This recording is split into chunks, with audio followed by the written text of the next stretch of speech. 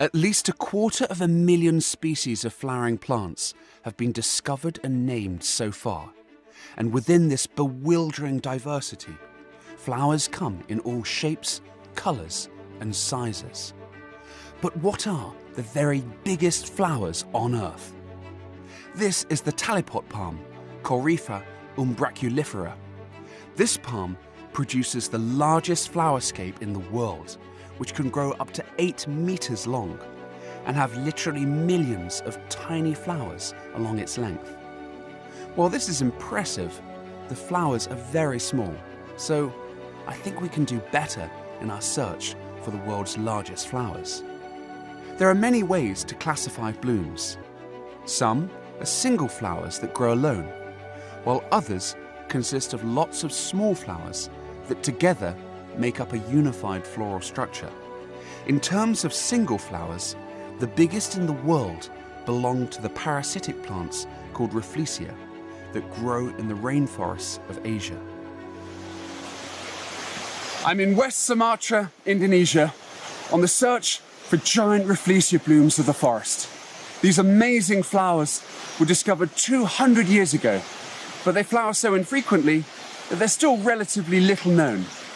For the last week, I've been sending guides and porters in all directions through the jungle to try and look for developing flowers and to talk to villagers to see if there's any blooms open. And so far, every single one has come back negative. However, late last night, one contact came back and said there's a flower open in this forest. And it's not just any Rafflesia, it's the biggest of all, Rafflesia arnoldii, the largest member of the genus and arguably the biggest flower on Earth. And it's in bloom just over here. I have dreamt of seeing this giant flower in the wild for years. But Rafflesia blooms are rare and so not easy to find. Wow! Look at this! This is Rafflesia arnoldii, the biggest single flower on Earth. And let's measure it. It's about 65, 70 centimeters across. They can get a little bigger. They're often known to be about 80 to 85 centimeters, and some reports suggest even over a meter in diameter. But still, it's an amazing flower, and it's meant to resemble a dead corpse. But it has a rather disgusting secret. Rafflesia flowers mimic the rotting bodies of dead animals. You can see it consists of 5 petals that are bright orange and warty. This is meant to resemble carrion, and inside it's got hairs like a dead corpse of some animal. And if I smell it, it's got a strong smell of rotting meat. It's quite incredible. This plant has an amazing life cycle. It's actually a parasite. It has no leaves. It exists as a network of fibrous tissues within a vine called the tetrastigma vine. And once in a while, buds develop. The buds develop over about 9 months to a year and then suddenly burst open, forming this incredible bloom. But the bloom itself lasts for only about 6 to 7 days, then it dies and rots. In exactly the same forests of Sumatra, there grows another giant flower, which is even harder to see than Rafflesia. This plant is called Amorphophallus titanum, or the Titan arum lily. The enormous flowers of this species are bigger than those of Rafflesia. But it's not a single flower, rather it's made up of lots of little blooms. Like Rafflesia, the giant flowers of the Titan arum also only last a few days, then they wither and die. So they're very difficult to see in the wild. A friend in Sumatra let me know that this giant flower bud was about to open. So I jumped on a plane and flew out to Sumatra as quickly as I could. Just like Rafflesia, the Titan arum also uses smell as a mechanism to attract pollinators. That these giant flowers evolved side by side is testimony to the power of scent as an attractant. For in these dense rainforests, visual signals like petals are not very effective, whereas scent can travel vast distances, wafted on even the faintest jungle breezes. I can honestly say I have waited my whole life to see this giant flower in bloom in the wild, and I can hardly contain myself with excitement searching for it. And there it is, the Titan arum lily. And it absolutely stinks. I can already smell it from here. Let's go check it out.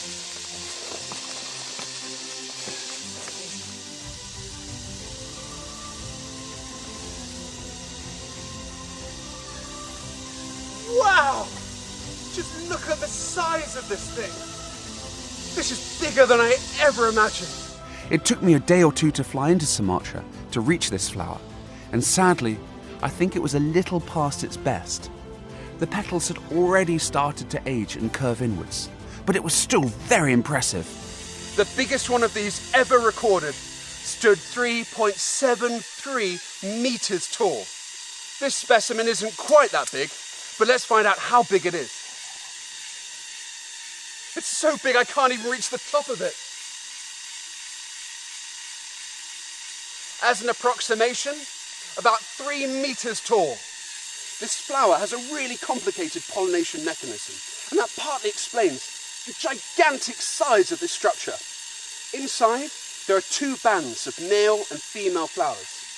The female flowers open and mature first and become receptive to pollen. Then they wither and die, and then and only then, the male flowers, the florets, release their pollen. Because the female ones have already withered and are no longer receptive, the flower can't pollinate itself. But this gigantic structure has the solution to that problem. This bit here in the middle is called the spadix, and it works just like a giant chimney. It releases scent, and if you smell it closely, it absolutely stinks, just like rotting meat or rotting fish, and it's actually known locally here in Indonesia as the corpse flower. This chimney heats up on its own. It actually releases heat and removes the scent into the air and helps spread it up just like a chimney. And that's extremely important because the nearest open flower like this might be kilometers away. So it's crucial for the flower to get its scent far and wide to attract pollinators. Whilst observing this giant flower, I could see this scent attraction mechanism working well. Lots and lots of flies were buzzing around the flower. They may have been attracted and flown from kilometers away from the nearest bloom to enable cross-pollination. The leaves of the Titan arum are produced on just as an impressive scale as the flowers. Each leaf can be the size of a small tree and often last for a year or more, slowly filtering energy from sunlight and storing it in the enormous underground tuber. A single Titan arum plant may wait several years before it has stored up enough energy to produce another gigantic bloom. Almost unbelievably, these diverse rainforests on the island of Sumatra are home to a third, much less well-known giant flower called Amorphophallus gigas. A friend called Brad Wilson was lucky enough to see one of these giant flowers in the wild. The blooms can be as tall as a lamppost, but are even rarer than Rafflesia and than Titan arum. And they're even less predictable in terms of when they may flower. Sadly, I was not lucky enough to see an open bloom in the wild, but a friend on the island of Java kindly let me know when one was about to bloom in his garden. And this is it. Amorphophallus gigas. This is the tallest flower of the entire arum family. Down here from the base, all the way up, this gigantic scape. This flower stands at over 3 meters tall. But in the wild, plants with flowers over 5 meters have actually been recorded. Amorphophallus gigas works exactly like the Titan arum as a chimney. But here, the greater height allows the flower to distribute its scent even more efficiently. And just like the Titan arum, I saw plenty of flies attracted to the bloom.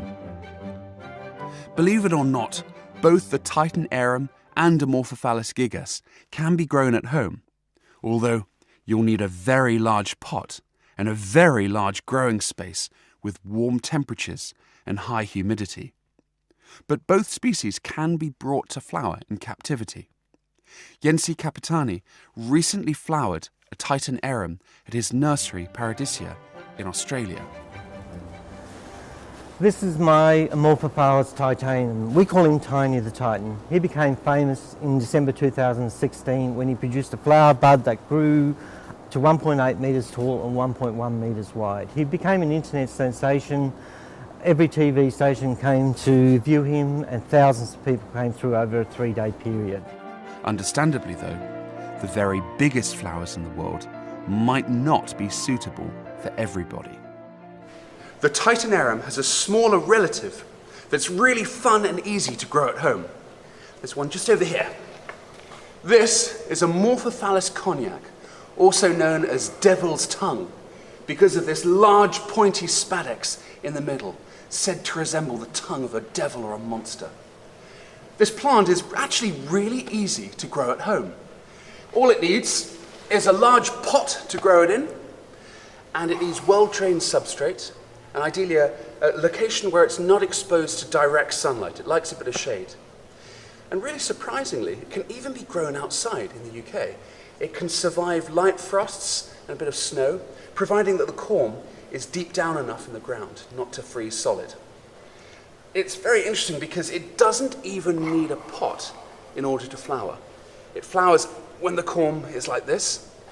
When it flowers, the flower will then die, then the corm will produce roots, and then it'll produce a single massive leaf for the season. It will take a few years for your plant to get large enough to flower, but it's well worth it.